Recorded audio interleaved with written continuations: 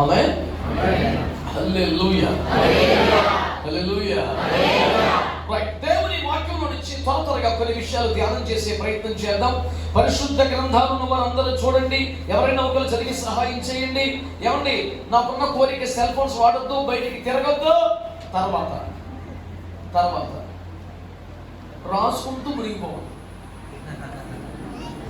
కొంతమంది విలేకరుల కన్నా విపరీతంగా రాస్తారు. నాకు అట్లా మంచిగా నన్ను చూస్తూ ఉంటే చెప్పుకుంది. ఓకేనా? నన్ను చూస్తూ వినండి. నేను ఒక మాట పోటీ చేసుకోవడం తప్పలేదు. ఎవరు రాదు. గురుముఖస్య విద్యా లభ్యతే అంటారు. గురుముఖాంతరంగా విద్య లభిస్తుంది. చక్కగా చూస్తూ వినాలి. అందుకే రేడియోకి డిమాండ్ తగ్గింది, టీవీకి పెరిగింది. ఆ టీవీలో కూడా ఎంత టీవీలు పోయి అంత టీవీలు వచ్చింది. 5 సార్లు గలీలు తగలబడ్డాయి. ఎంత చూస్తే అంత బాగుంటుంది విషయం. అందుకని చూస్తూ వినండి. ఇలాంటి ధ్యానం కొరకై యెహెజ్కేలు గ్రంథము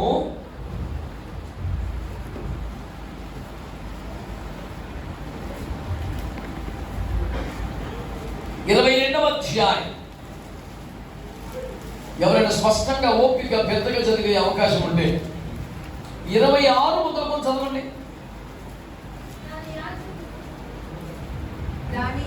యాజకులు నా ధర్మశాస్త్రమును నిరాకరించుదురు, నాకు ప్రతిష్ఠితములకు వస్తువులను అపవిత్రపరచుదురు.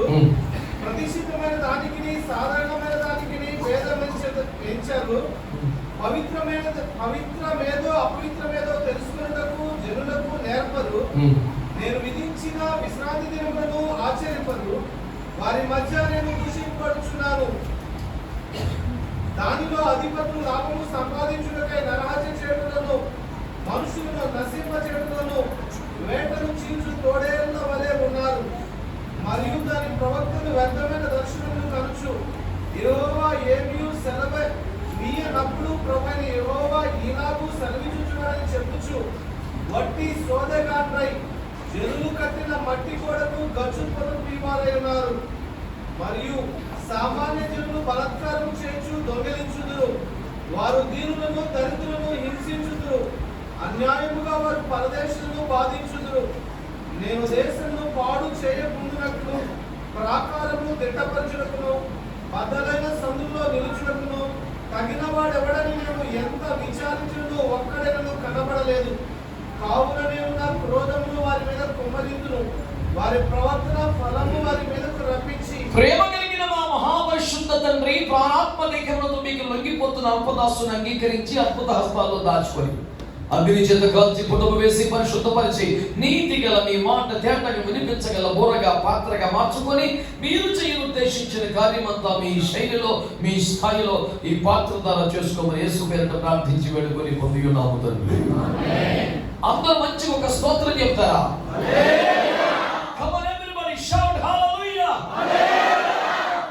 ప్రభువునందు మిక్కిలి ప్రియమైన దైవజనులారా, సహోదరి సహోదరులారా, నా వైపు చూస్తూ వినండి. ఈనాటి సమాజపు పరిస్థితులను, క్రైస్తవ సంఘపు పరిస్థితులను చూసి యథాతథంగా స్పందించి దేవుడు మాట్లాడితే, ఒక దైవజనుడు ప్రవచిస్తే ఎలా ఉంటుందో, క్రీస్తుకు పూర్వం 500-600 సంవత్సరాల క్రితం యెహెజ్కేలు చెప్పిన ప్రవచనం సరిగ్గా అలా ఉంది. మీరు ఆ మాటలు చదువుతున్నప్పుడు నిజమే, మా ఊళ్ళో ఎలాగే ఉంది అనిపిస్తుంది ఖచ్చితంగా. బైబిల్ యొక్క గొప్పతనం కూడా అదే. 1000 సంవత్సరాల క్రితము రాసిన ఒక సంగతి నేటి సమకాలీన పరిస్థితులకు సరిగ్గా సరిపోయేట్టుగా ఉంటుంది. That is the greatness of the author, holy spirit గా పరిశుద్ధాత్మ దేవుడు అనే గ్రంథకర్త యొక్క అద్భుతమైన విషయం పక్కదారి పడుతుందని చెప్పను, కానీ ఒక మాట చెప్పాలంటే పరిశుద్ధాత్మ గురించి ఈ సర్వ ప్రపంచంలో ఉన్న సకల గ్రంథములలో బైబిల్ ఒకటే గ్రంథ రాజమని ఢంకా బజాయించి చెప్పడానికి కారణం ఏంటంటే, ఏ రచయిత చదువరితో ఉండడు, పాఠకుడితో ఉండడు. ఒక పరిశుద్ధాత్ముడు అనే గ్రంథకర్త మాత్రమే ఎవడు ఎప్పుడు ఎక్కడ చదివినా పక్కనే ఉండి అడుగుతూ మాట్లాడుతూ ఉంటాడు. ఇలాంటి గ్రంథకర్త ఎవడో లేడో. అలాంటి కెపాసిటీ, ప్రతి అక్షరం వెనక ఆత్మ దాగి సజీవ చైతన్య ప్రభావ చర్యై మానవ జీవితాలను ప్రపంచముగా మార్చి ఒక సర్వసత్తాక శక్తి ఇందులో ఉంది కాబట్టి ఇన్ని వేల సంవత్సరాల తర్వాత, ఇన్ని కోట్ల కాపీల తర్వాత కూడా ఒక అక్షరం ఎడిట్ చేయక్కర్లేకుండా, మోడిఫై చేయక్కర్లేకుండా ముద్రితమవుతున్న కోట్ల కాపీలు ఉంటాం. ఎండమూరి వీరేంద్రనాథ్ మొదలుకొని హ్యారీ పాటర్ దాకా ఎవరు పుస్తకం రాసినా మళ్ళీ వర్షం రాసుకోకపోతే వాళ్ళకి డబ్బులు ఉండవు. దాన్ని ఎవరు చదవడానికి సజీవాదుల మారేసి అయిపోయింది. మరి నా యుద్ధం పుస్తకం రహస్యం కదా ఎవరికి ఇచ్చేసిపోయి మర్చిపోవడం పెద్ద ఏముంది అక్కడ. కానీ ఇంకొక పుస్తకం రాయగలదు, కొంచెం ఇంకో పుస్తకం జోడించక్కర్లా. ఎన్నాళ్ళు 67, ఇంకొక 20 కలుపుదాం, అవసరం లేదు. 23వ కీర్తన లాంటి కీర్తనలో ఒక 1000 సార్లు చదివాక 1000 ఒక్కసారి చదివితే కొత్తగా ఇంకొక మాట చెప్పగల శక్తి కలిగిన నిజంగా బైబిల్ గురించి మనం ముచ్చట చెప్పుకోవాలంటే రోజు తరగదండి. అంత వైశిష్ట్యం కలిగిన, ప్రాశస్త్యం కలిగిన గ్రంథం ఒక పరిశుద్ధ గ్రంథం అని నేను మీకు జ్ఞాపకం చేస్తున్నాను. మా తాతయ్య గారి భాషలో చెప్పాలంటే, వాడు ప్రభువులోకి వచ్చిన తర్వాత పుస్తకం పట్టుకొని సంఘంలో పెట్టుకొని ఊర్లంతా తిరుగుతూ ఉంటే ఒక ఆయన అడిగాడట, మీ గ్రంథంలో చాలా పుస్తకాలు ఉన్నాయట, అందులో ఏ పుస్తకం అంటే మీకు ఇష్టం అన్నాడట. అంటే మా తాతగారు అన్నారు, నాయనా అది ఒక పంచదార చిలక, దాని తోక కొరికిన ముక్కు కొరికిన తీగనే ఉంటున్నాడు. నో గ్రేడింగ్ అట్లా ఏదైనా మధురమయ్యా. పరిశుద్ధ గ్రంథం అంటే ఏమిటండి బాబు? ఇలాంటి ఒక అద్భుత గ్రంథంలో ఉన్న ఒక వైశిష్ట్యం ఏమిటంటే, ఆనాటి ఒక సమాజానికి, ప్రాంతానికి, వ్యక్తికి, సంఘానికి సంబంధించిన ఒక ప్రవచనం నేటి సమాజానికి, సంఘానికి, సేవకుడికి సరిగ్గా సరిపోయినట్టుగా ఉంటుంది. ఆనాటి సమాజంలో ఉన్న స్థితిని బట్టి హెస్కేల్లో నుంచి దేవుడు మాట్లాడేది. అది ఆనాటి సమాజానికి ఎంత యాప్టో ఇవాటికి అంతే యాప్ట్ కదండి. చదువుతున్న మీకు ఎలా అనిపించరా? ఏమన్నాడు అక్కడ? దాని యాజకులు ధర్మశాస్త్రం నిరాకరించుదురు. అవసరం అయిపోతుంది కదా, దాని యాజకులు. ఇప్పుడు ధర్మశాస్త్రం అంటే దేవుని వాక్యం కదా. మీరంతా నా మొహం చూడలేదు, అంత భయంకరంగా ఉన్నా.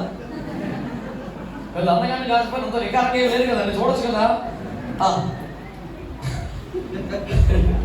ఏమంటాడు వాక్యంలో? యాజకులు. ధర్మశాస్త్రం అంటే డోస్ అండ్ డోస్ అలా ఇదే కదా. దానిని ధర్మశాస్త్రం దైవజనుడు ఉపదేశిస్తుంటే విశ్వాసులు భరించలేక, అంగీకరించలేక నిరాకరిస్తే అర్థం చేసుకోవచ్చు, కానీ బాధ్యతగా నిరాకరించాడు. ఇదంత దుర్మార్గం అండి. దాని ధర్మశాస్త్రమును యాజకులు నిరాకరించుదురు.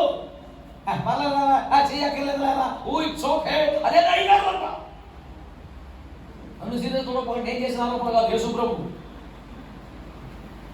నేను కేవలం న్యూస్ రీడర్ లాంటి ఇక్కడ ఏమిటా సీరియస్ ఎలిగేషన్స్ చేస్తున్నామా లేదా అన్నట్టుగా చూడవద్దు. నేను కాదు, ముఖ్యమంత్రి ఇలా అన్నారు అని చెప్పినట్టు. ఇదే యెహోవా వాక్కు తప్ప నా వాక్కు కాదు నాయనా. నాకు ఇది మైకు, నేను ఆయనకి మైకు. కాకపోతే కొంతమంది నన్ను మైకే కదా మాకు మేకని కూడా భావిస్తున్నారు. ప్రభు వాళ్ళందరినీ ఆశీర్వదించడం కాక. I don't have any problem with them.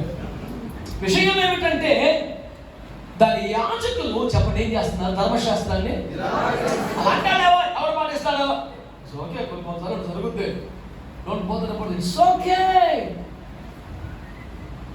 అదే ఒక రాజీ ధోరణి, మధ్య మార్గం, పాపిష్టి విధానం యాజకులలో వచ్చిందట. It is the allegation and passes by the Almighty God straight away from heaven. నేరుగా పరలోకము దేవుని వద్ద నుండి దైవజనుల మీదకి దూసుకొస్తున్న ఒక ఆరోపణ ఇది. దాని యాజకులు ధర్మశాస్త్రం నిరాకరిస్తున్నారు. ఇంకేం చేస్తారట? సమాజముగా కూడుకోవడానికి ప్రోత్సహించరు, విశ్రాంతిని పాటించరు, ప్రతిష్ఠితమైన దానికి ప్రతిష్ఠితము కాని సాధారణమైన దానికి భేదమించరు. ఇది ప్రత్యేకత, ఇది ప్రతిష్ట, ఇది ఉపేక్ష, ఇది వైరాగ్యం అంత ఒకటి. ఇది ఒక సమర్పణ, ఇది ఒక ప్రతిష్ఠించబడ్డ పని ఏమీ లేదండి. అంతా ఒకటే, ఎగ్దం కిచడీ పనిగా ఏమి లేదు. అందుకే కూడా పెట్టేయటమే. పప్పు వేరుగా అన్నం వేరుగా ఉడితే ఒక వంట రెండు కలిపితే కిచిడి ఏమవుతుంది మేడం? सबको मिला दो सबको खिला दो क्या बात है इसमें? పెద్ద విషయం లేదు కదా. నేనేమంటున్నానంటే ప్రతిష్ఠితమైన సేవ, ప్రతిష్ఠితమైన పని, ప్రతిష్ఠితమైన హృదయం, ప్రతిష్ఠితమైన ఉపదేశం, ఇలాంటి ఒక ప్రత్యేకత ఏమి అంటాడా? ప్రతిష్ఠితము, ఇది సాధారణము అని భేదము తెలుసుకునేలాగా ఇది చెప్పరంట. మరి ఏం చేస్తారా? ధర్మశాస్త్రం ఎలా తెలుస్తారు? విశ్రాంతి దినాలని పట్టించుకోరు, ప్రతిష్ఠిత ఏదో సాధారణ ఏదో భేదవించేలాగా చెప్పరు. ఏం చేయరు? ఖాళీగా ఉంటారా? తిని పడుకుంటారా? ఆయన అడిగితే మరి అట్లా ఒప్పుకోడు. Every pastor is very busy. నాకు ఈ వారం అంతా ఖాళీయే, అసలు పనే లేదని చెప్పిన పాస్టర్ ఎప్పుడు చూసారా? నేనైతే కనుగొనలేదండి. రోజు కనీసం 2-3 చోట్ల వందల మంది పాస్టర్లతో కలిసి తిరుగుతున్నాను నేను కొన్ని సంవత్సరాలుగా. నేను ఖాళీగా ఉన్నానన్నా అని చెప్పిన పాస్టర్ నేను చూడలేదు. Everybody is very busy with their ministry. మరి ధర్మశాస్త్రాన్ని బోధించరు, విశ్రాంతిని పట్టించుకోరు, ప్రతిష్ఠితం సాధారణం వ్యత్యాసం ఇచ్చే మాటలు మాట్లాడరు. మరి ఏం చేస్తున్నారు? ఖాళీగా ఏం లేరట. మరి ఏం చేస్తారట? జనులు కట్టిన మట్టి గోడకు గచ్చు పోతలు పోస్తున్నారంట. Every person is busy in plastering. You got my point? జనులు కట్టిన మంటి గోడకు చెప్పండి గచ్చు పోత. ఏమంటావు? చెందరా ఎందుకంట ఇక్కడ ఏమన్నాడో పాయింట్ అది. ఇప్పుడు దేవుడు చేస్తున్నది ప్రశంస, ఆరోపణ. ఇది మెచ్చుకునే ముచ్చట కాదు, సిగ్గు తీసి పెడుతున్నాడు. సంకలు కొట్టుకునే పాయింట్ కాదు, గుండెలు బాదుకునే పాయింట్ ఇది. Accusing pastors on their failures. ఎవరు మాట్లాడుతున్నాడు అక్కడ? మీరు పాటించరు, మీరు బోధించరు. ఇలా మాట్లాడుతూ ఏమంటున్నాడు? జనులు కట్టిన మంటి కూడా గచ్చు పోతలు పోస్తున్నారు. అంటే ఆ గోడను తాగి చూస్తే గచ్చే, కొట్టి చూస్తే గచ్చే, నీళ్లు కొట్టినా గచ్చే, వరదొస్తే ఉండదు. నా మాట మీకు అర్థమైందా? దాన్ని వెలుచూపుతో చూసినా, తాకి చూసినా, కొద్దో గొప్ప దాన్ని తడిపి చూసినా అది గచ్చు గోడే. కానీ గచ్చు పైన ఉండదు, లోపల ఉండదు. లోపల ఏంటది? అంటే రూమ్స్ లోకి వెళ్ళడానికి ఎవరు ఇంట్రెస్ట్గా? పాయింట్ అర్థమైంది మీకు? లోపల నుంచి రిపేర్ చేయడానికి ఎవరు ఇంట్రెస్ట్గా లేదు. పైనే తనకు అప్పగించబడే ఆత్మను, తన చేతికి ఇచ్చిన కుటుంబాన్ని, తనకు అప్పగించబడే సంఘాన్ని లోపల నుంచి సరి చేసుకుంటూ రావడానికి ఎవరికి ఇంట్రెస్ట్ లేదు, ఓపిక లేదు. దొరికినట్లు ఈడి డినామినేషన్, ఈడి సంఘం, ఈడి బోధతో ప్లాస్టింగ్ చేస్తాడంతే. తాగి చూస్తే అది వారం చూస్తాను, అది డ్రెస్ చూస్తాను, అది భాష చూస్తాను, వాడి బాడీ లాంగ్వేజ్ చూస్తాను, వీడాడే లోకల్ పేరు చెప్పకూడదు కనుక వీడు పౌరు వాడు, వీడు కేఫా వాడు, వీడు అపోలో వాడు అని మనం అనుకోవచ్చు.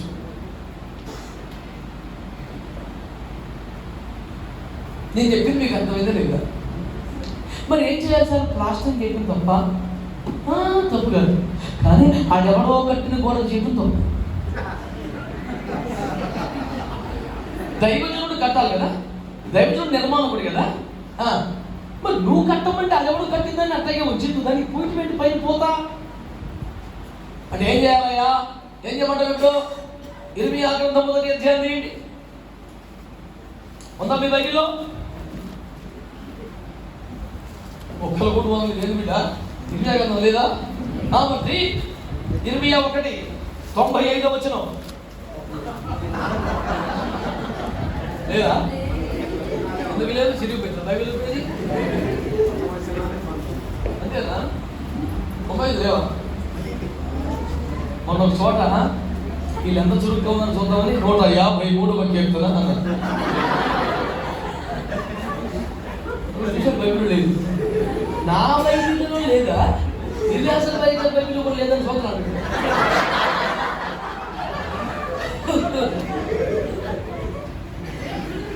అరే నీ దాంట్లో 150 ఉన్నాయా?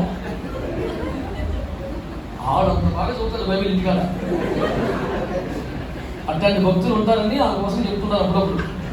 ప్రస్తుతానికి నాకు 6వ వచనం నుంచి చదివితే చాలు. ఇర్మియా 1. ఏమో ఇర్మియా దొరికిందా?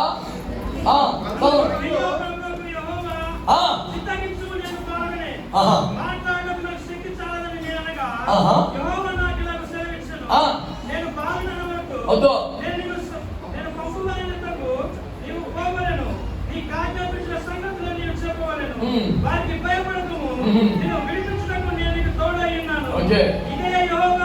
ఇప్పుడు చెప్పండి.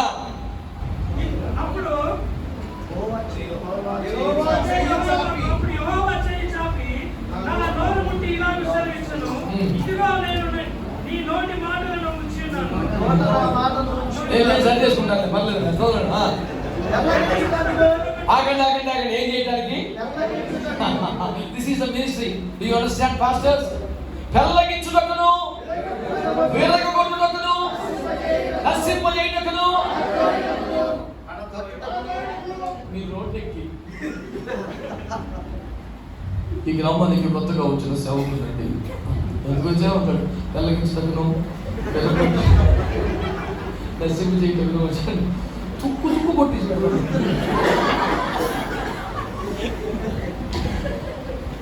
ఈ గ్రామ రక్షణ కొరకు, మీ అందరి క్షేమాభివృద్ధి కొరకు నన్ను మీ గ్రామాలకు పంపి ఉన్నాడు. అట్ట కదా మనం బతికేది.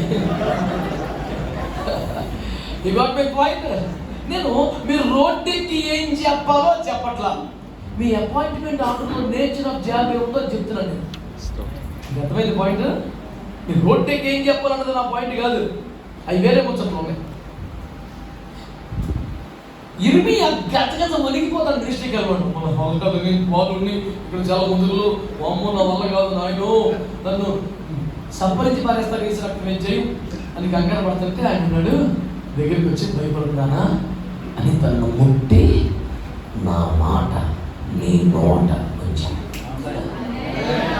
ఇంతమంది వ్యతిరేకులు, ఇన్ని సమస్యలు, ఇన్ని పోరాటాలు, ఇంత భయానక వాతావరణం మధ్యలో రోడ్డెక్కడానికి మనకున్న ధైర్యం ఫారెన్ సపోర్ట్ కాదు, రాజకీయ నాయకుల సపోర్ట్ కాదు, వెనకాల అర్థబలం కాదు, ఏదో అమాయకమైన కులమో ధనమో కాదు, దేవుని మాట మన నోట ఉంటే చాలు.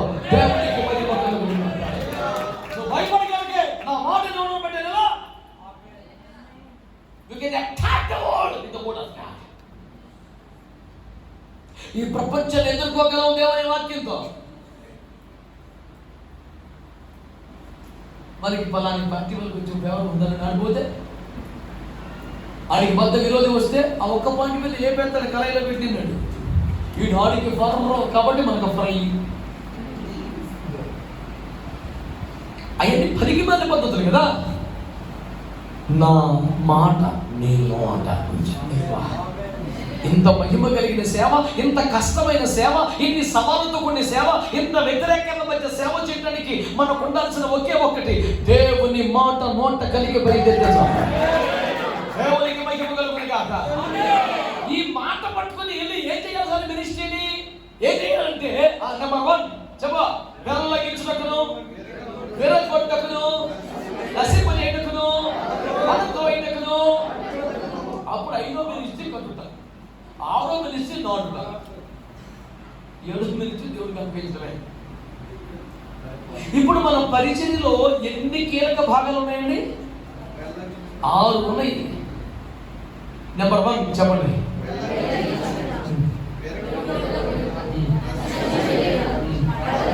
ఈ 4 చేయకుండా నా గోడకి ప్లాస్టింగ్ చేస్తున్నాడు. అది ప్రాబ్లం.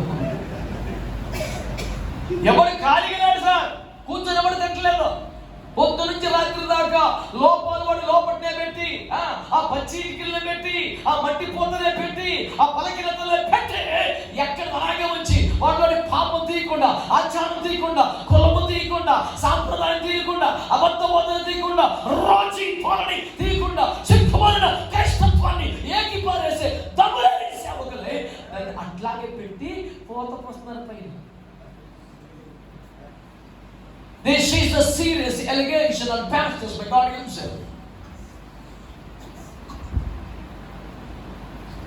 నీ మీద నేరస్థాపన చేయవాడు నరుడు కాదు, దేవుడు. ఊరంతా మనం వేలు పెట్టి చూపించిన మనం దేవుని వైపు చూసి ధైర్యంగా బతుకుతాం. ప్రభువే చూపిస్తుంటే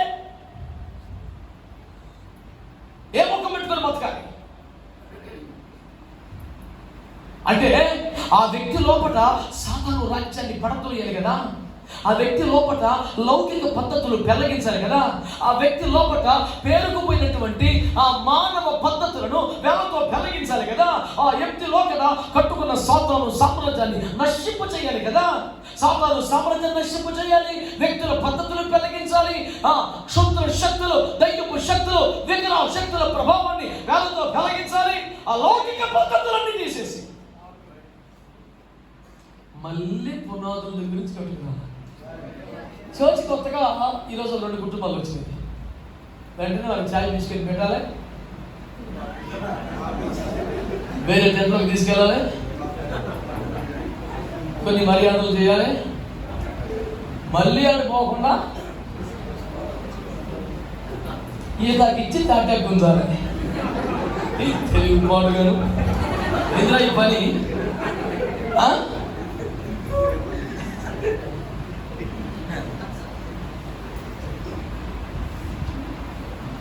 నేను చెప్పేది అబద్ధం అండి? పచ్చి నిజం. కాకపోతే అందరూ చెప్పలే చెప్తారు. ఎవరికి తెలియని మర్మం కూడా అందరికి తెలుసు, కానీ అందరూ రేపటి కాలం మనకి ఏమవసరం వస్తుంది ఒక నీకే తెలిసింది అలా పెద్ద పాయింట్ మాకు కూడా తెలుసు. అది ఉంటుందో రేపటి కాలం 2 సంచులు 2 చెప్పలు రెడీ పెట్టుకున్నావా, రేపు అవసరం దొరుకుతున్నావని. దరిద్రం పాడుగాను బతికితే రోషంగా బతుకు, అతగే సావు. కనీసం 10 మంది అన్నారు ఆమె అని చాలు. నాకు ఛార్జీలు గిట్టుబడి 2 ఫీలింగ్ వచ్చేసింది. దేవునికి స్తోత్రం చెప్పండి. మీకు ఆ సీరియస్నెస్ అర్థమవుతుందా దేవుని మాట?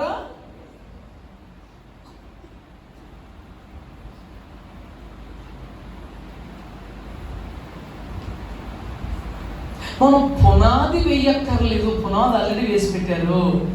1 కొరింథీ 3:10, ఎఫెసీయులు 2:20. ఆ పునాది మీద మనం ఏం చేయాలి? చక్కగా కట్టాలి. మనల్ని పునాదులు మొదలుకొని కట్టుటకు దేవుడు నియమించాడు. అంతేగాని ఎవరో కట్టేసిన దానికి కొన్ని కులాలు, కొన్ని మతాలు, కొన్ని డినామినేషన్లు, కొన్ని ఆచారాలు, కొన్ని సాంప్రదాయాలతో ఒక రకమైన ఆధ్యాత్మికత ఇప్పటికీ ప్రజల్లో కట్టబడి ఉంది కదా, దాన్ని అలాగే ఉంచి ప్లాస్టరింగ్ చేయొద్దు. అది దేవుడు చెప్తున్నమాట. అడగండి, అద్దమ్మున కూడా సేవలు. ఆ పదవి నచ్చలేదు మీకు, నేను మార్చను. అద్దమ్మున్న కూడా సేవకుడు శాతకుడు కాదు. అర్థమైందా? అర్థమైందా? సేవకుడు అంటే ఏమనుకుంటున్నారు? పెళ్ళగించుటకును, విర్రగొట్టకును, పడతోయటకును, నశ్యము చేయటకును దేవుని మాట నోట కలిగి బయలుదేరుతున్న దైవజనుడు. కత్తులు కణాలు వేసుకున్న మాట, దేవుని మాట ఎందుకు? సాతాను సామ్రాజ్యాన్ని పెళ్లగించడానికి, అపవాది కట్టిన గొడవను కొడతోయటానికి, పేరుకుపోయిన ఆధ్యాత్మిక పేరుతో ఉన్నటువంటి మూఢ నమ్మకాలని, ఆచారాలను పెళ్లగించడానికి. God has appointed us in His word. రాజీపడద్దు. కులం, మతం, ఆచారం, సాంప్రదాయం, మూఢనమ్మకాలు కలిగించేయాలి. కలిగించి మళ్ళీ పునాదుల గురించి. అవునా కదా? మాట్లాడతారు. ఇప్పుడు మొత్తం పడగొట్టడం టెన్షన్ వచ్చిందా? పడగొట్టాలి, అవసరమైతే పడగొట్టాలి. ఇప్పుడు చాలా సంవత్సరాలు మినిస్టర్ చేస్తున్నాం, దాన్ని కొంచెం చిన్న చిన్న అడ్వర్టైజ్మెంట్లు చెప్పు. ఏది వాస్తు చేస్తారా? సిమెంట్ పాట పడగొట్టు, దించు, ఇలాంటి దొడ్డిదారులు ఉండవు బైబిల్లో. పెళ్ళగించంటే పెళ్ళగించాలి, పడత్రోయ అంటే పడత్రోయ. అంతే ఇంకా అదే మార్గం. యాక్చువల్గా ఈ గోడ పడగొట్టాలండి, కానీ యువతల మాకు పదం అయితే బాగోదండి, అవతల వాళ్ళు బాగా ఎత్తుకట్టేసారు ఇల్లు, ఈ మూల పెంచే ఎంత కావదు. అలాంటి రొసుకులు లేవు సార్ బైబిల్లో. వద్దు అంటే వద్దంతే. When Bible says yes, it is 100% yes. When Bible says no, it's 200% no. అంతే. ఏం రాజీ పట్టలేదు అంటే కాదండి. యాక్చువల్గా మనం మాట్లాడక ఉండేది మళ్ళీ నువ్వు మంచి దాన్ని మడత పెడతానంటే అందులో ఉన్నది చెప్పేడితే చాలు మనం బతుకు. మళ్ళీ సొంత కవిత్వం ఒకటే. ఇప్పటికే 12 శరణాలు ఉండే, 13 శరణం ఎలా అవి వాడు తినగా. దేవునికి స్తోత్రం చెప్పు. ఇప్పుడు నేను చెప్తున్న మాటలు వింటూ ఉంటే మీ విశ్వాసం మీ కళ్ళ ముందు కనపడతారు లేదా?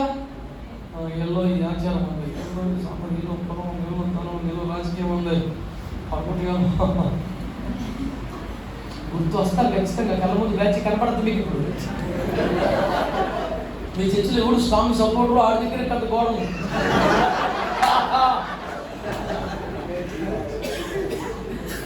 కూరగాయ వానికి ఎందుకు సగం పడిపోతుంది. అసలు మీరు పిల్లరాని హల్లేలూయా అలాంటి పిల్లలు మీద కట్టేసి సగమా మట్టి గోడ మీద లోపల వసలేదు. మట్టి God is almighty, man is all మట్టి అని నేను డిగ్రీ చదువుతూ ఉండగా ఏదో సిఆర్ఎండి కాలేజీలో కాలేజ్ మ్యాగజైన్కి రాశారు కవిత. కాలేజ్ మ్యాగజైన్స్లో కవితలు రాయించుకొని సోర్ చెప్తారు. ఎవడు రాయిస్తాడు? రాయకూడదు. ఏసీ దేవుడు అందరూ మరణం పండు చదువుకోండి, దేవుడు రాయకూడదు. దానికి ఎడిటోరియల్ బోర్డు ఉంటుంది, మత సంబంధం ఉంటే దాన్ని యాక్సెప్ట్ చేయొచ్చు, సీట్ అవతల పడేస్తారు. కానీ రాయాలి కానీ మొత్తం సువార్త రాయాలి, ప్రయత్నం చేయాలి. అప్పుడు కర్ణాటక ఆల్మట్టి డ్యామ్ ఎత్తు పెంచడం రోజు పేపర్లో వస్తుంది. బాగుంది. దేవుడు ఎంత శక్తి గలవాడో వర్ణించి గాడ్ ఈజ్ ఆల్ మైటీ. మనిషి కేవలం మట్టి అన్న దాన్ని ప్రూవ్ చేస్తుంది. రాసి ఫైనల్లో లాస్ట్లో that's why I say God is almighty, man is all మట్టి అంటే ఈజీగా క్యాచ్ అవుతుంది. రోజు కవి హృదయం ఏమిటి ప్రజల్లో తీసుకెళ్ళాలంటే. అలాంటి మ్యాగజైన్స్ లో మన సువార్తలు యేసుప్రభువు నమ్ముకుంటే పదాలు లేకుండా ఆయన రాయాలా? మీ అందరికి తెలుగు వచ్చు కదా? ఇంగ్లీష్ మీడియం మామూలుగా తెలుగు కదా. నేను ఒక మాట చెప్తాను, మీరు నా వెనకాల చెప్తాను తెలుగే కదా. గంటలు తలబడి తంటాలు పడి కొండలెక్కిన శ్రమదండగే గుండెలో కొలువుండి గంటలు తప్పించి అండకుండా యేసునాథుకి దండం పెట్టు. చెప్పు.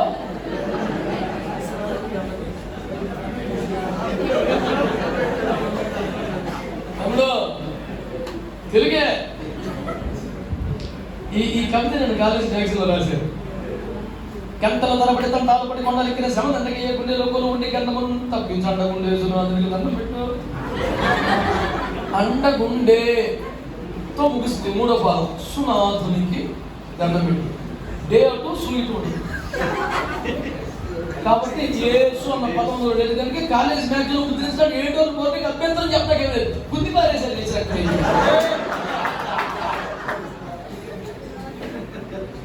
ల్యాండ్ లైన్ కాదు కింద T J Shastri landline number మండలం ఫోన్ ఉండిపోసారు.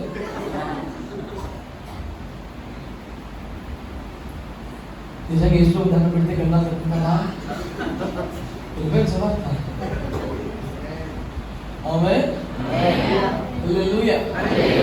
ఏదో ఒకసారి చెప్పండి అబ్బాజీ మీరందరూ. తెలుగు వాళ్ళ మీరు ఇంగ్లీష్ నమ్మకం మీరు. ఇంగ్లీష్ మీద నాకు వ్యతిరేకం లేదు, కాకపోతే చిన్న చూపు ఉంటుంది. వాళ్ళకి 26 లక్షలు మనకి 56. ఎవడు పెద్దోడు అది ఎంత కలిస్తే కూడా మనం ఇంకెక్కువే. కాబట్టి ఇంత తిప్పలు పడలేక అలాగే వర్షాలు తక్కువ, పదాలు తక్కువ. ఏం చేస్తాడంటే మనతో పోటీ పడాలి, మనకు కుదరదు. అందుకే 2 పదాలు రాస్తాడు, 2 అక్షరాలు పలుకుతాడు. అదేంటంటే శైలి భాష ఎందుకుగా ఒక రీతి పద్ధతి ఏముంటుంది దానికి. సియుపి ఏమని పలకాలి? పియుటి. ఇది కుప్ప అనకూడదు, అది పట్ట అనకూడదు. పద్ధతి బాగలేని భాష అంటే దాని ఓ తెగ ఫీల్ అయిపోయి మీద వేసుకొని వెళ్తారా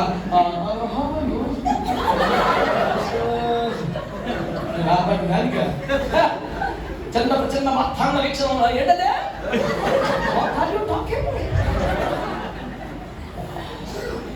తెలుగు మర్చిపోకండి. ఆమేన్. హల్లెలూయా. వేష భాషలందు మెల్లగా పలికారు మీరందరూ. బిడ్డలారా, పాయింట్ ఏమిటంటే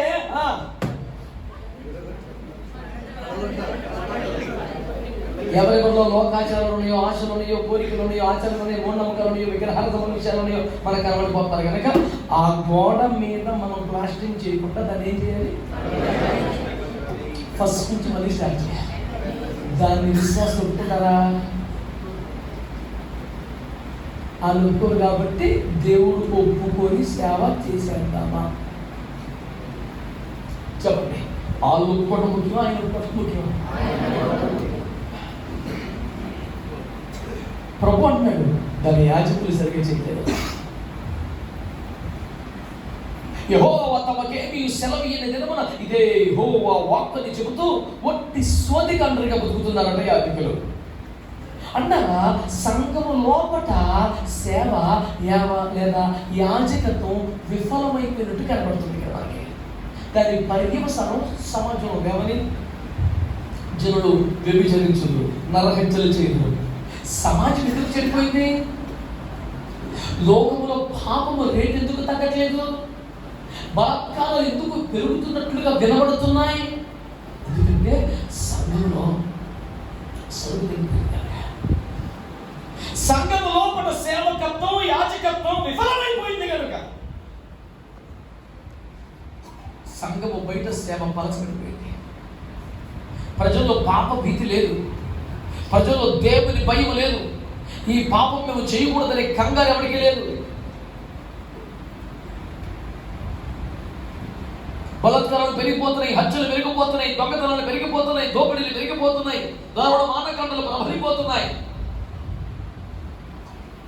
Here comes an important point, the core, and the soul of the message.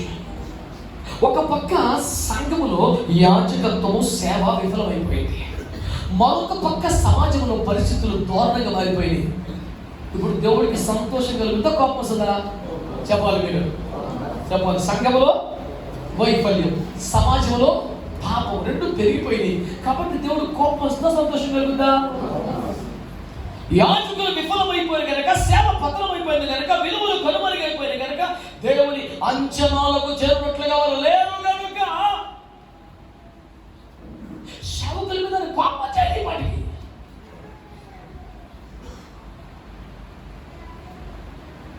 సమాజంలో అలాంటి పరిస్థితులు తీసుకట్టుగా మారిపోతున్నాయి కనుక ఉగ్రత చేయాలి. కానీ ఇక్కడ వాక్యం ఏముందంటే, సేవ విఫలమైనందున కానీ, సమాజం చెడిపోయినందున కానీ దేవునికి కోపం రాలేదట.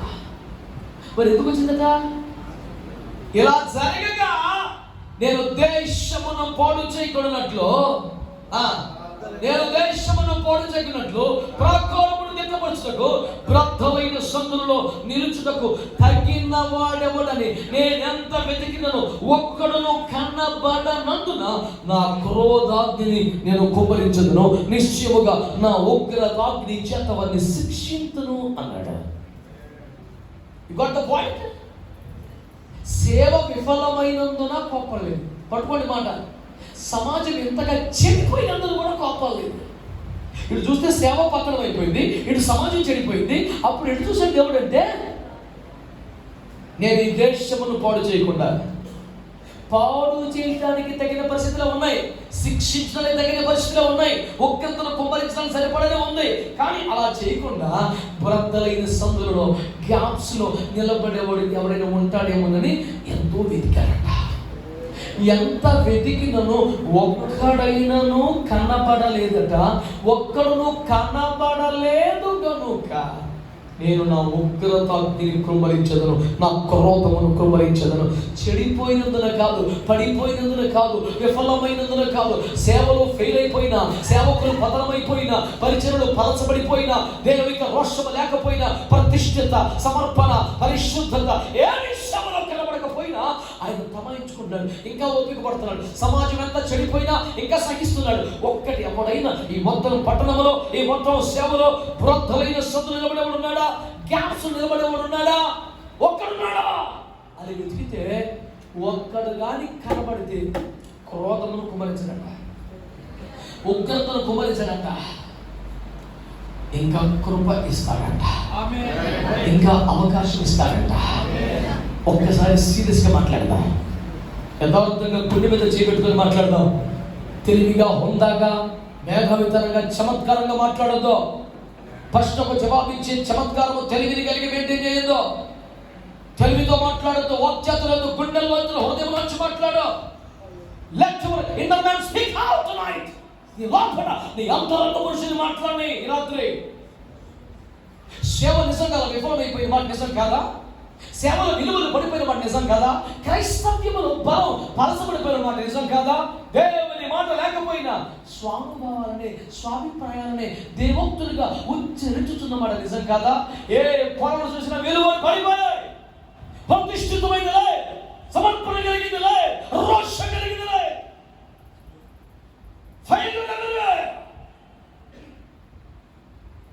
But still God is not ready to pour out his wrath on the nation. దేశం దేవుడు ఉగ్రతో కుమరించడానికి ఇష్టంగా లేడు. చూస్తాడు ఇంతగా చెడిపోయింది ఎవరా, ఏం చేద్దాం చూస్తే దేవుడు దేశమును పోడు చేయకుండా ప్రాకారమును దిట్టపరచడానికి పగిలిపోయిన సందుల్లోకి వెళ్ళి ఆ గోడ పడిపోకుండా మధ్యలో నిలబడేవాడు ఒక్కడు కనపడతాడా అని చూస్తున్నాడు. చిత్రం చెప్పనా మీకు, దేశానికి ఒక్కడున్నా ఆ దేశం పాడవుదంట. దేశానికి ఒక్కడున్న ఉగ్రత రాదంట. ఇంత విగ్రహాలను జరుగుతున్న దేశంలో, ఇన్ని మూఢనమ్మకాలున్న దేశంలో, ఇంకా నరబలులు జరుగుతున్న దేశంలో, ఇంకా ఆడబిడ్డల ధనమాన ప్రాణానికి రక్షణ బుద్ధిగా కరిగిపోతున్న పాపిష్టి కాలంలో దేవుని క్రోధం కుమ్మరించబడకుండా ఆపే శక్తి ఒక్కడికి ఉందంట. ఎవడాడు? అద్భుతమైన ప్రసంగికుడు కాదా? ఎంత పెద్ద మినిస్ట్రీనైనా హ్యాండిల్ చేయగల స్కిల్ పర్సన్ కాదు. ఎవడాడు? వేదికల మీద నిలబడేవాడు కాదు, మైతో ప్రత్యక్షమయ్యేవాడు కాదు, రకరకాల తక్కువ టమార విద్యలతో ప్రజల్ని వశపరుచుకునేవాడు కాదు. ఎవడు? సమయంలో పగిలిపోయిన ప్రాకారాలలో ఆ గోడ చీలికి పెరగకుండా క్రాక్ ఫిల్లింగ్ అన్నాం. గోడ పగిలిపోతే ఏం చేస్తాం? కొన్ని ఐరన్ ముక్కలు కానీ చిన్న చిప్స్ కానీ పెట్టి సిమెంట్ పెట్టి క్రాక్ ఫిల్ చేస్తాం. క్రాక్ ఫిల్ చేసిన తర్వాత సిమెంట్ పూసిన తర్వాత ఆ వాల్ పుట్టి పెట్టేస్తే మళ్ళీ ఎట్లుంటో తెలిసిన తడివి చూస్తే కూడా తేడా తెలియదు. ఇప్పటికే ప్రాకారం పగిలిపోయాయి, దేశంలో కొన్ని ఆధారాలు కదిలిపోతున్నాయి, సేవ బలహీనమైపోయింది, పునాదులే పాడైపోయిన పరిస్థితి ఉంది, ప్రాకారములు పగిలిపోయాయి. దాన్ని మరలా దిట్టపరచుటకు, దేవుని ఉగ్రత, దేవుని క్రోధాగ్ని రాకుండా ఆపుటకు గొప్ప మేధావులతో పనిలేదు, గొప్ప సంస్థలు ఉన్న వాళ్ళతో పనిలేదు, విస్తారంగా ద్రవ్యమున్న వాళ్ళతో పనిలేదు, తన వెనక జనం ఉన్న సేవకులతో పనిలేదు. ఎవరికి అవ్వాలి తెలుసా? ఎవరికి అవ్వాలి తెలుసా? వేదికల మీద కాకుండా దేవునికి, సమాజానికి మధ్యలో నిలబడిన ప్రజలు ఉంటే చాలు. దేవునికి, సమాజానికి ప్రజలు నిలబడే వారు ఉంటే చాలు. దేవుని వాక్యం తెలియజేస్తుంది, I'm still searching for people who are able to stand in the gaps. ఆ గ్యాప్లో నిలబడే వాళ్ళ కోసం కావాలి. ఈ వస్తువు వేదిక మీద ఉంటే 10 మంది దృష్టి పడుతుంది, కానీ ఇంత సిమెంటు, ఇన్ని రాళ్ళు, ఇంత ఐరన్ మొక్కలు ఆ క్యాప్లో వెళ్ళిపోయి పూర్తి చేస్తే అవి బయటికి కనబడవు కనుక అది గుర్తింపు రాదా? గుర్తింపు లేని పరిచర్య ఏది? పబ్లిసిటీ త్వరకని పరిచర్య ఏది?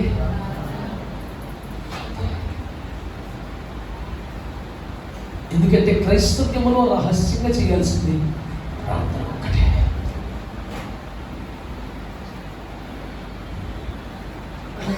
ఆ ప్రార్థన చేస్తున్నందుకే డబ్బులు అడగటం, ఆ ప్రార్థనకే క్యూఆర్ కోడ్ ప్రసిద్ధి చేయటం, ఎంతసేపు చేయాలి? యేసు ప్రభు తన చేతికి వచ్చిన క్యాష్ అంతా శిష్యుల్లో ఒకరి చేతికి అప్పగించాడు. ఈ రోజు ఏ దైవజనుడు ఫైనాన్స్ ఎవరి చేతికి అప్పగించడు. ఒక 100 రూపీస్ ఇజ్రాయేల్ కూడా వాడే అంటాడు. ప్రతిదీ సీక్రెటే, కానీ సీక్రెట్గా ఉండాల్సిన ప్రార్థన మాత్రం అందరికీ తెలిసేలాగా మెయింటైన్ చేస్తాడు. ఇక చాలా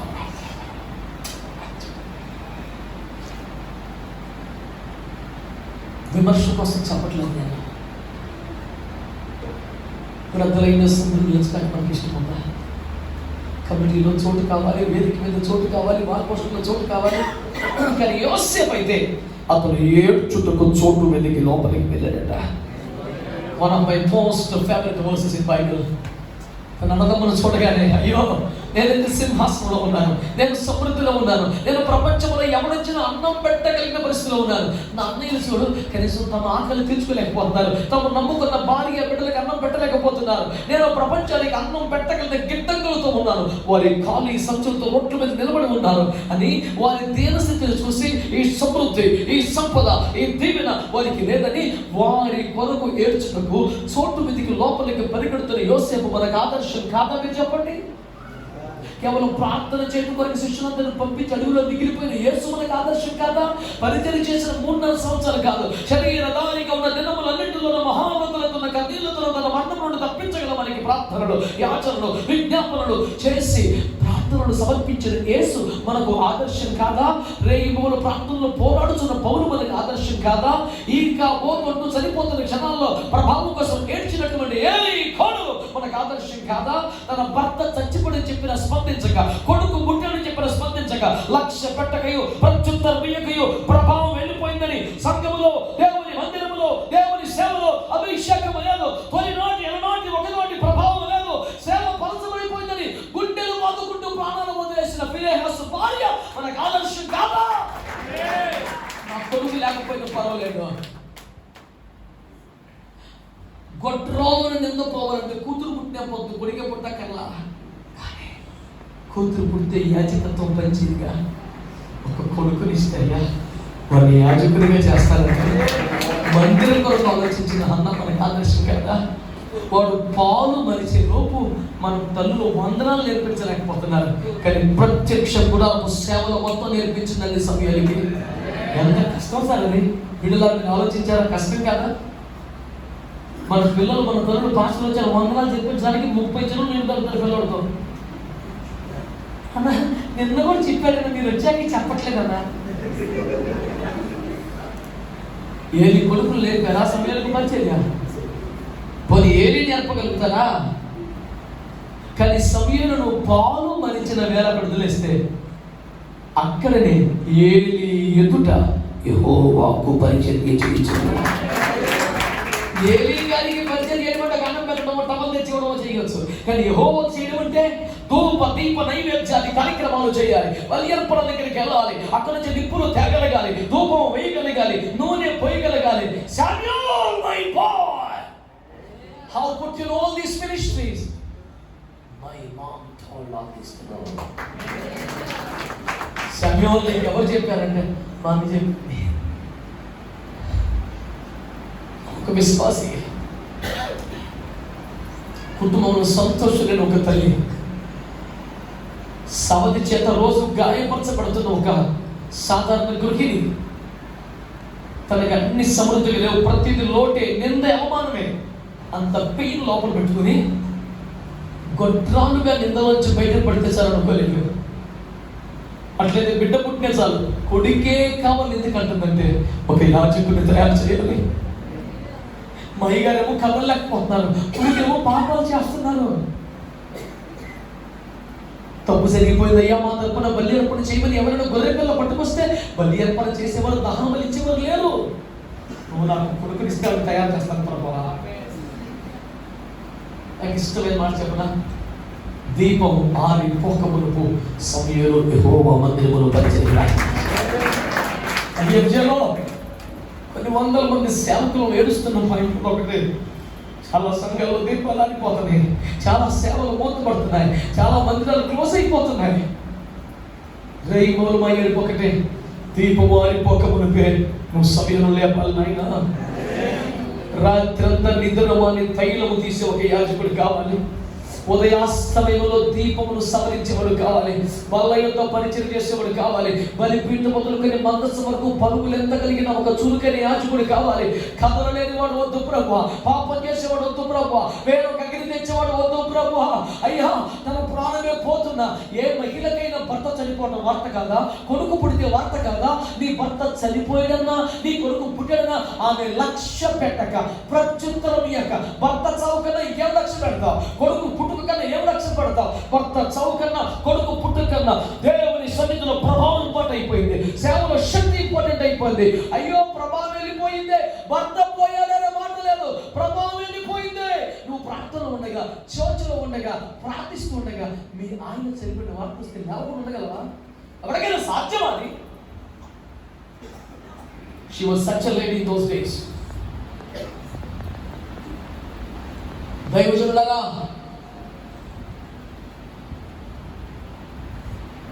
మధ్యలో ఉన్నవాడు అనుకుంటే సార్,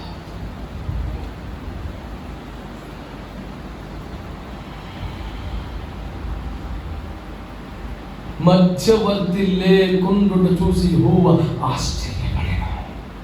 యెషయా 9:57. సంరక్షకుడు లేకుండా చూసి యెహోవా ఆశ్చర్యపడెను. ఇంత పాపం జరిగిపోతుంటే, పెరిగిపోతుంటే దేవుడు ఏం చూస్తాడు తెలుసా? పరిస్థితులకు ఘోరం ఉన్నాయి కదా, ఎవరైనా మధ్యవర్తి ఉండే ఉంటాడు అని చూస్తాడంట. అంటే మధ్యవర్తి అంటే ఏంటి? 50 వదిలేస్తావా? 40 వదిలేస్తావా? నేను సాక్షి చెప్తాను, పాట పాడతాను, సువార్త చెప్తాను, నాకు టైం ఇవ్వని వెళ్తానయ్యా. మధ్యవర్తి. ఉగ్రత దగ్గర రాబోతుంది, జాగ్రత్త, మీరు మార్పు పొందండి. పాపములు చేసి భ్రష్టులైపోతున్న ప్రజలకి వారిని క్షమించగల దేవునికి మధ్యలో నలిగిపోయి ఒక యాజకుడు కావాలి. ఆమేన్, ఆమేన్. ఒక్కడు కనబడితే వదిలేస్తానంటున్నాడు. నేను అంటున్నాను, 1000 మందిని ఒక్కటే వదిలిస్తే ఈ దేశం మీదకి వచ్చే ఒక్కరికి రావలేమా? చాలా మంది మాట్లాడతారు, నాన్నకి విగ్రహాలు పెరిగిపోతుంది సార్, వ్యభిచారం ఎక్కువైపోతుంది సార్, మంచి పని ఎక్కువైపోతుంది సార్. అందుకే నేను ఉన్నాను, మధ్యవర్తులు ఎక్కువ అవ్వాలని. సమీకులు కాదా, సమీకులు కాదా, తలాంతులు కలిగి మినిస్ట్రీని ఒక ప్లాట్ఫామ్గా మార్చి ప్రజెంట్ చేసేవాళ్ళు కాదు. బురదలైన సదులు నిలబడి ఆ గోడ పడిపోకుండా నిలబెట్టగలిగే వాళ్ళు కావాలి.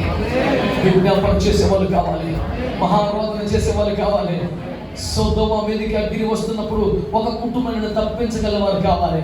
నేను అంటాను, సొదొమలో నుంచి ఒక కుటుంబం రక్షించగలిగితే, నినివే పట్టణం పూర్తిగా మారిపోగలిగితే, శోభనంతా యెహోవా దేవుని కేకలు వేయగలిగితే, ఒక దేశంలో ఒక జాతి మొత్తం 30 లక్షల మంది ఒక్క రాత్రి బయటికి రాగలిగితే, ఒక్కడు వంటి చేత 31 మంది రాజులు తప్పి స్వాస్థ్యాలు పంచి పెట్టగలిగితే, ఈ భారతదేశంలో మహారక్షణ తెచ్చుట అసాధ్యమని నీకు ఎందుకు అనిపిస్తుంది? Yes, it is possible to see a great salvation and revival in this great nation. ఈ దేశంలో ఒక ఉజ్జీవాన్ని చూడడం సాధ్యమే. ఎవరికి సాధ్యం? బ్రతలైన సందుడు నిలిచే మధ్యవర్తులకు సాధ్యం. ఎవరికి కావాలి దేవునికి? Talented speakers are the best performers on the platform. God is expecting lamentators. విజ్ఞాపనకర్తలు కావాలి, విలాపకర్తలు కావాలి, మహారోధన చేయవారు కావాలి.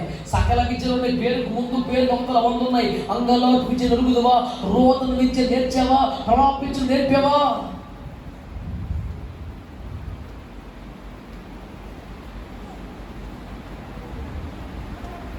ఈ ఒక్క పరిచర్యకి అంకితమైపోయింది. అయ్యొచ్చే ఎన్నో రకాల పరిచయం చేస్తున్న ఎంతో గౌరవ దైవజనులు ఉన్నారు. ఈ డిపార్ట్మెంట్ ఒకటి బాగా ఖాళీగా ఉంది, ఈ ఏరియా ఒకటే ఖాళీగా ఉంది. ఇన్ఫ్యాక్ట్ ఇదే అత్యవసరమైన పరిచర్య. అందుకనే కమిటీలు, రిపోర్ట్లు, అసోసియేషన్స్లు, మెంబర్షిప్లు, సంఘాలు, కార్యక్రమాలు, ప్రసంగాలు, రిపోర్ట్స్ బదులు ఒకే ఒక్క పాయింట్, మహారోధన, విజ్ఞాపన. ప్రారంభ ప్రార్థన మొదలుకుని ముగింపు దాకా ఒక్కటే ఏడుపు, ప్రభువా నా మొక్క చూడయ్యా, మా ఊరిని కాపాడా. అబ్రహాం మొక్కను చూసి లోతు దర్శించాడు. మోషేని కాదనలేక ఇజ్రాయేల్ క్షమించాడు. నెహెమ్యా ప్రార్థనను అంగీకరించి ఇజ్రాయేల్ క్షమించాడు. దానియేలు ఏడుపు చూడలేక యూదులను మరలా కనికరించాడు. మోసు కొంచిన వారి విశ్వాసాన్ని చూసి ఆ పక్షవాతములతో మాట్లాడాడు. యేసయ్య బలిని చూసి మనల్ని రక్షించుకున్నాడు. Can't we stand in the same place today? అదే స్థలానికి మనం రావద్దా ఈ రోజున? దానియేలు వ్యక్తిగతంగా ప్రార్థనాపరుడే, కానీ బబులోనులో జ్ఞానులందరూ ఒక్కదాని మీద చనిపోయే మహాభయంకరమైన ఒక రోజు వచ్చినప్పుడు తన తోటి ప్రార్థన స్నేహితులను పిలిచి అంశం చెప్పి ప్రార్థన చేయించాడు. ఎస్తేరు అప్పటికే తన చెలికత్తలను పనికత్తలను ఉపవాసంలో మోకరింప చేయగలిగిన పాకానికి తెచ్చింది. అయినా మీరందరూ ఉపవాసంలో చెప్పింది. పరిస్థితులు తలకిందులు అవుతున్నాయి, వ్యతిరేక చట్టాలు వచ్చేస్తున్నాయి, కొన్ని సవాళ్ళు ఎదురవుతున్నాయి. ఇప్పటికీ నా సంఘం, నా సేవ, నా మినిస్ట్రీ అనుకున్నావా? ఇప్పటికే రకరకాల యాక్టివిటీస్తో స్టేజీలు కట్టి డ్యాన్స్తో పొందుపుచ్చుదామా? ఇప్పటికి ఇంకా స్వస్థతలంటూ బతికేద్దామా జాగ్రత్తగా? ఇప్పటికైనా దేశంలో మహారక్షణ కోసం మోకరిద్దామా? రోజు మన కుటుంబంలో చేద్దాం, ప్రతి వారం సంఘంలో చేద్దాం, నెలకు ఒకసారి అందరం కలుద్దాం. డినామినేషన్ కాదు, మన అవసరం కూడా పక్కన పెడదాం. మోకరించి ఒక్క మనిషి చేసినట్లుగా, ఒక్క హృదయం కుమరించినట్లుగా 2 తెలుగు రాష్ట్రాల్లో ప్రతి పట్టణంలో కూడా దేశంలో మహారక్షణ కొరకు ఒక విజ్ఞాపన ఉద్యమం లేపబడాలి. ఈ తరుణంలో ఎందుకన్నా అత్యవసర సేవ ఇంకేమి? ఆల్రెడీ తెగులు బయలుదేరిపోయింది, చచ్చిపోతున్నారు జనం. మృతులకు సజీవులకు మధ్యలో నిలబడి ఒక ధూపం వేసి ఆహ్వాన కావాలి తప్ప ప్రసంగించేందుకు అవసరం లేదు. దేవుని తోట మిడతలు పాలైపోయింది. గొప్పల పురుగులు, పసర పురుగులు మిడతలు తినేసాయి. మళ్ళీ విత్తనం వేసిన మట్టి పెట్టల కింద కుళ్ళిపోతుంది. ఇప్పుడు ఇంకొక ప్రసంగికుడు కాదు, విత్తనము మట్టి పెట్టల కింద కుళ్ళిపోతున్న విత్తనం మొలకెత్తినట్లుగా ఒక ఆత్మ వర్షము కుమ్మరింపజేసే కన్నీటి ప్రార్థన అన్నాడు. ప్రసంగికులు కాదు. This is not the hour of preachers and speakers. This is the hour of lamentators. ఇది విలాపకర్తల సమయం. విన్నారా? దేశంలో మహారక్షణ కొరకు విలపించడానికి ఇష్టపడతావా? బద్దలించడం నిలబడతావా? మీ ప్రాంతంలో మధ్యవర్తిగా ఉంచుంటావా? మీ పట్టణానికి సంఘానికి నువ్వు పోట పడతావా? నానా, నీ కుమారుడు బెన్యామీను క్షేమాన్ని నీకు అప్పగించకపోతే అతని ప్రాణములకు బదులు నీ ప్రాణాన్ని నా కొడుకు పెడతాను అని యోధ అంటే తట్టుకోలేమని ఏంట్రా, నీ కొడుకేంటి నా కొడుకేంటి, ఎవరిదైనా ప్రాణమే కదా, సర్లే తీసుకెళ్ళి. మిగతా అన్నదమ్ములు బెన్యామీను తీసుకుని వెళ్ళడానికి చేసిన ప్రయత్నం ఏది ఫలించరా? యోధాలు ఇచ్చి నా కొడుకు వాడికి బదులు అంటే యోధ తన కొడుకును పూట పెట్టగా పంపించాడు. ఈరోజు పూట పడేవారు కావాలి. నువ్వు కనీసం నీకు అప్పగించబడ్డ సంఘ విషయంలో పూట పడగలవా? ఈ ప్రజల్ని నీ ముందు తీసుకెళ్ళకపోతే నా ప్రాణాలు ఎక్కడికి వచ్చాను? నీ స్వజనుల బంధువుల కోసం పూటపడగలవా? ఈ దేశం కోసం పూటపడగలవా? పూట పడేవారు కావాలి, ఏడ్చుకున్న చోటు వెతికేవారు కావాలి, ప్రాప్త లేని స్థితిలో నిలబడేవారు కావాలి, మధ్యవర్తులుగా ఉండేవారు కావాలి, విలాపకర్తలు కావాలి, పాపించేవారు కావాలి. మిగతా మినిస్ట్రీస్ని ద్వితీయ ప్రాధాన్యతలో పెడదాం. విజ్ఞాపన పరిచయం మొదటి స్థానం తీసుకుంటాం. మధ్యవర్తులముగా ఉగ్రతను ఆపువారికి నిలబడదాం. దేశంలో మహారక్షణ కారణం అవుదాం. దేవుడు మనందరి మీద అపరిమితమైన విజ్ఞాపన ప్రార్థన ఆత్మను కుమరించునుగాక. అవకాశం ఆరోగ్యం ఉంటే 5 నిమిషాల కోసం కుర్చీలు పక్కకి మోకరించండి, చిన్న ప్రార్థన చేద్దాం. మీకు ఆరోగ్యం ఉంటేనే, అవకాశం ఉంటేనే